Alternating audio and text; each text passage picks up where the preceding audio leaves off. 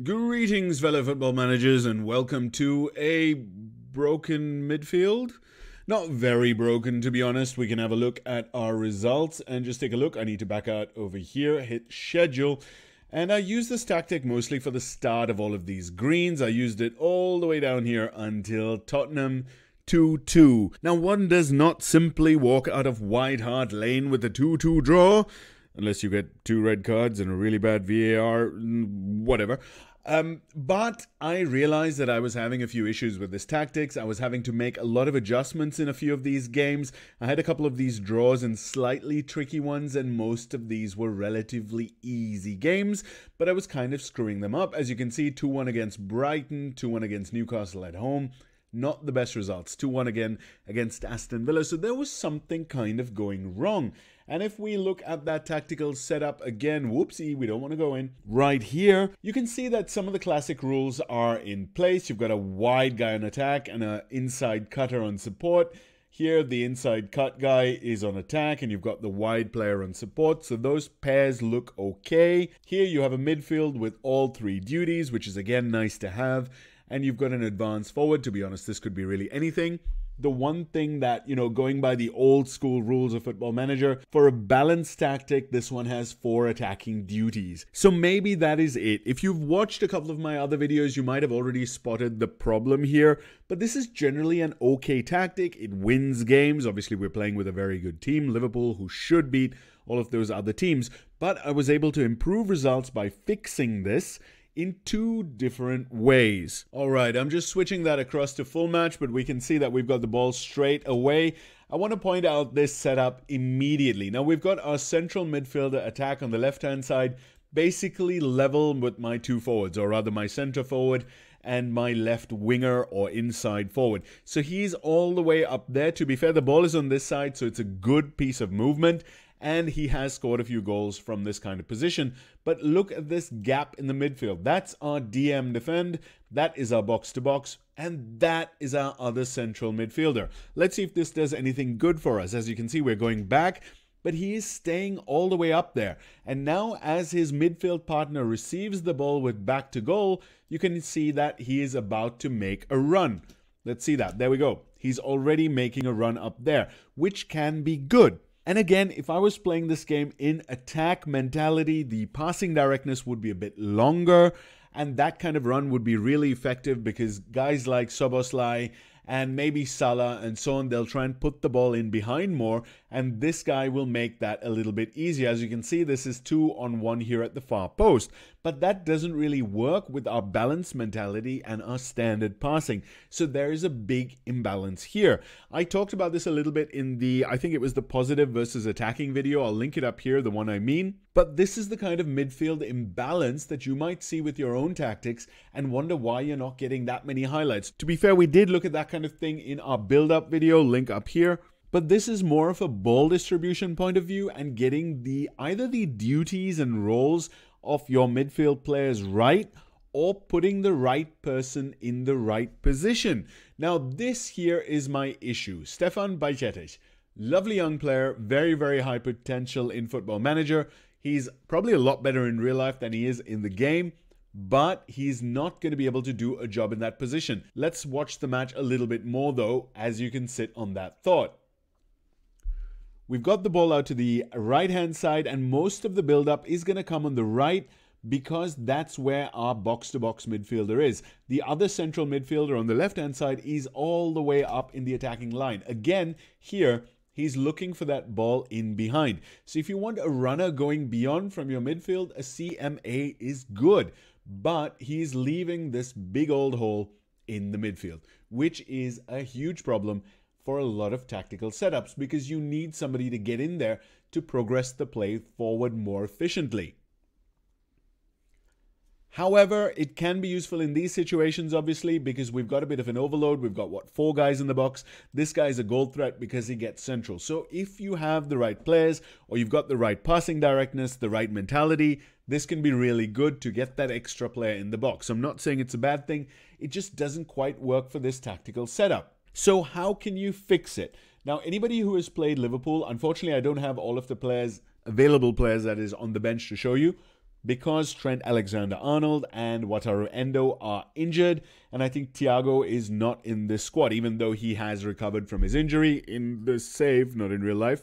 I heard that he's already left Liverpool as we speak right now. Point is, there is something like maybe 6 players who can play in that DM position at a stretch.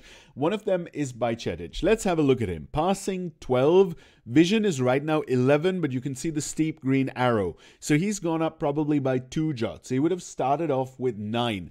I believe that I am training him, especially in vision. I've got him on a playmaker training role, so that vision should be going up. And it's because of this kind of situation. I want him to be able to play more of a longer passing game. I want him to see those runners like McAllister in those kind of position, and I want him to be able to hit those runners. Unfortunately, he cannot see them because of this vision. He cannot find them because of that passing 12. Somebody like Ryan Gravenberch could actually play that role. He has passing 15 and right now vision 15.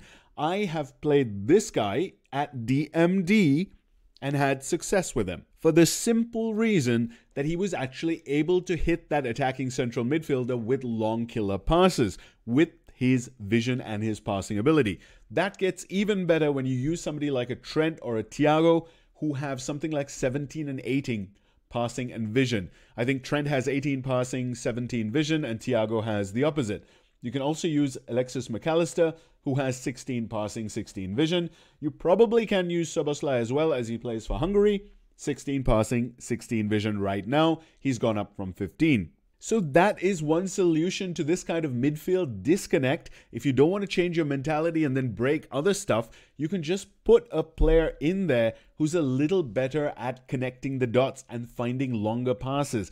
Wataru Endo is Liverpool's best DM, classic DM destroyer, but in Football Manager he has passing 13, vision 13, and the PPM or player move or whatever it is now, player trait, of short, simple passes. So he cannot actually connect the dots over there in that big old gap between the midfielders. This one right here that we're talking about, McAllister and Bajcetic, if we had Endo over there, he will not be looking for that pass. He would rather just give it to Szoboszlai or turn and give it to his defenders because of that player trait. There's just too much space. So what exactly did I do in this kind of situation? As I said, I had a 2-2 against Tottenham where I said, okay, I need to change this. My next game was against City. I was able to pull out a 2-0, very comfortable home win. Let's just take a quick look at the stats over there. Do we have a match story? Not enough data is loaded. Whoopsie, I apologize for that. But we can just look at the basic stats up here. We've got 1.49 XG, 0.19 to City. They only had 5 shots, 1 on target. So they weren't able to do anything at all against me. This is what they look like. To be fair, they didn't have Haaland starting, so that was something. But Foden's a very good player. I was able to give him a very bad game. My point with showing you that game was the results were immediate. I then had Chelsea away. I was able to beat them. I had Arsenal away. I beat them 3-2. Manchester United was beaten at home. Manchester City away, by the way, 3-0. That was a really big one. And we were able to beat Arsenal again 3-2 away from home. So that's 2 away wins against Arsenal, who are one of the better teams in Football Manager this year. So what did we do to fix that big old gap in midfield? Very simple change. Boom, job done. That was the main change, the tactical change. The personnel change was to bring in a better passer in DM. So I actually played Trent there, I played Gravenberch there, and it worked well because those guys were able to ping in balls behind and were able to give McAllister a few goals. But the better change was changing to CM support. I'll try and show you a couple of examples of why once this tactic goes in. Okay, so the tactical change is in. We're just about to win possession with a nice little bit of pressing. So this is a counterattack, so the kind of formation hasn't settled. Let's see if we can actually get possession and settle it. Now we kind of have, and we can see that immediately McAllister is a little bit deeper. He was able to kind of receive that ball and not immediately make a run, and there's Gakpo running in beyond. So in the other situation, McAllister would have really tried to get beyond Gakpo. In this case, he was making more of a supporting run beyond or behind him. So obviously that goal was not a direct result of the change. It just worked out that way. But that change will have a very, very good effect. For one thing, the pressing will be a lot steadier because that CM support will be in better position. He won't overcommit and then have to press from behind. he will kind of be facing the ball a little bit more. And now I have a chance to actually show you what our possession should look like if we're able to keep it from this ball, because Robertson will go to Virgil, and now we're kind of a little bit more settled, passing it around the back. Konate has it. He'll give it to Szoboszlai. As you can see, Szoboszlai plays a quick pass, but McAllister is dead level. Earlier we saw him in this kind of area, with Darwin pushing down to the right and McAllister pushing up to where Darwin was before. He would have made that run as soon as Virgil got the ball. So this just gives us another option. Obviously, we are building up on the right-hand side again, but we do have the option to build up on the left-hand side because we have that player in position.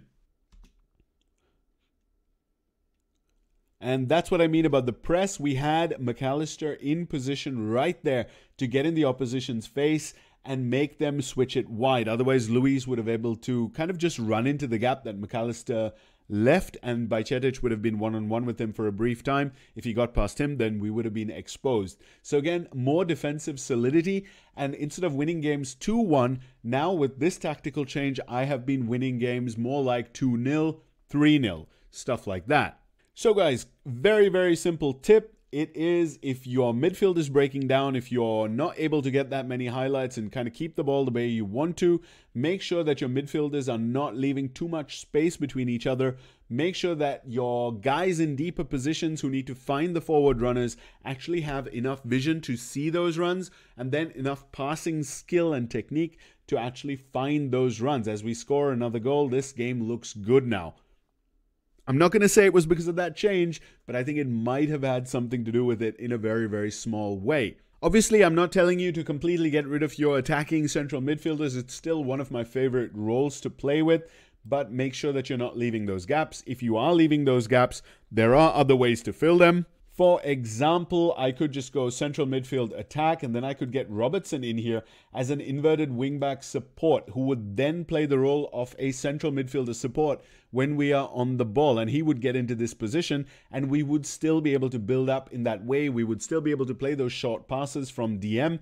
We can get away with the pure destroy in that DM position because we have somebody coming in there for the short pass. Obviously, that then has a knock-on effect, and you might have to play this guy as something like a winger support, just to maintain a little bit of width on that flank. But yeah, the point is, make sure that there aren't those big distances, otherwise your players just won't be able to play through those points, and then they'll only play in one direction and be very easy to pick off, and your tactic will break down a little bit in that way. Just a short one, trying to get back into the swing of things. Thank you very much. Talk to you in the comments below. Cheers.